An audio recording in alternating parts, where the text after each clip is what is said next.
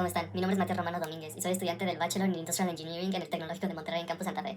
Para la clase de sistemas eléctricos, a mi equipo y a mí se nos encomendó simular el comportamiento de un circuito RC con un supercapacitor. Un circuito RC viene de las siglas resistencia y capacitancia, que, vaya la redundancia, es un circuito que contiene estos elementos. Un supercapacitor y un capacitor regular son esencialmente lo mismo, dos placas metálicas separadas por un dieléctrico con la capacidad de liberar energía rápidamente en poco tiempo. Sin embargo, la diferencia más grande radica en que un supercapacitor oscila entre un faradio o miles de faradios, mientras que un condensador normal solamente tiene capacidades en los microfaradios. Basada en la introducción a la teoría que recibimos por parte de nuestros profesores hacia los capacitores, yo asumí que un supercapacitor tenía el mismo comportamiento que un condensador, y sí, los dos tienen crecimiento exponencial basado en el tiempo.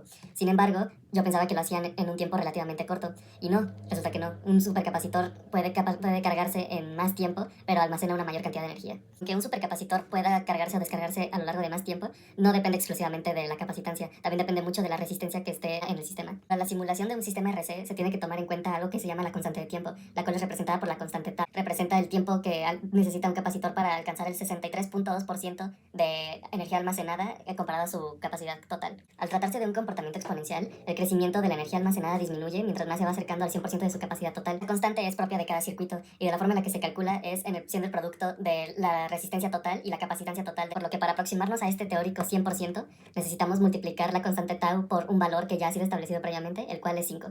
Cuando se descarga un capacitor es el mismo comportamiento pero inverso.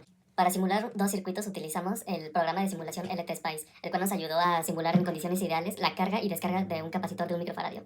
Calculando la constante tau nos da un milisegundo, que este es el valor que necesita para alcanzar el 63.2% de la capacidad total. Por lo que si multiplicamos este valor por 5 podemos descubrir que son 5 milisegundos los que se necesitan para alcanzar el 100% del capacitor. Podemos ver que, basándose en la simulación de ese circuito, la corriente en la resistencia y en el capacitor va decreciendo gradualmente hasta alcanzar 0 amperios. Esto se debe a que, a medida que se carga el capacitor, la corriente va disminuyendo a lo largo de todo el circuito y el capacitor empieza a actuar más como una resistencia que como un paso libre. Mientras tanto, podemos observar que el voltaje en el nodo entre la resistencia y el capacitor va aumentando gradualmente hasta alcanzar 10 voltios. En el caso del supercapacitor, nuestro profesor nos otorgó acceso a una tabla con valores comprobados de un circuito RC con un supercapacitor realizado de forma experimental. Para dicha simulación utilizamos la herramienta Simulink de MATLAB y así obtuvimos la siguiente configuración. Para la gráfica del voltaje podemos apreciar que la corriente empieza en 0.3 amperios y va disminuyendo gradualmente hasta aproximarse a cero. Ese cambio repentino de las curvas en el medio es la representación de la descarga del supercondensador, que libera los 0.3 amperios almacenados hasta volver a alcanzar su equilibrio en cero.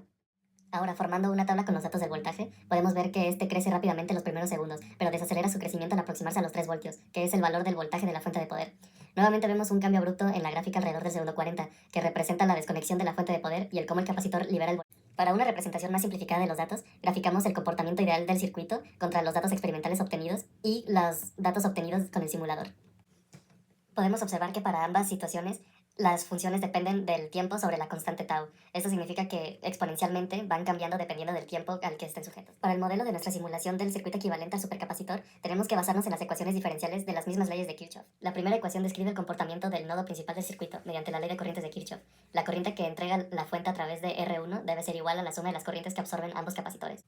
La segunda ecuación describe el comportamiento de la rama que contiene R2 y C2 por la ley de voltajes de Kirchhoff. El voltaje en C1 debe ser igual a la caída en R2 más el voltaje de C2. Los resultados obtenidos por la simulación se asemejan bastante a los encontrados en los datos proveídos por el profesor, con varianza en ellos, pero propias de las limitaciones de la simulación.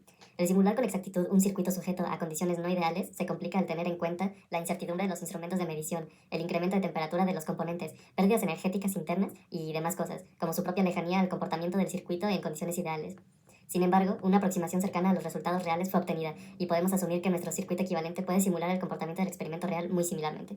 Los supercapacitores tienen diferentes propósitos y usos en la vida real, como por ejemplo, son ampliamente usados en vehículos eléctricos e híbridos para recuperar la energía generada durante el frenado regenerativo, almacenarla temporalmente y reutilizarla en la aceleración. También se usa en autobuses eléctricos, como los empleados en la ciudad de Shanghái, donde se cargan en segundos cada parada y alimentan el motor hasta el siguiente. En trenes y metros ayudan a estabilizar la demanda de energía durante los arranques. Por estas aplicaciones y más razones, es necesario ser capaces de predecir su comportamiento real con certeza, mediante simulaciones, análisis de datos o experimentos que repliquen lo mismo pero a escala menor.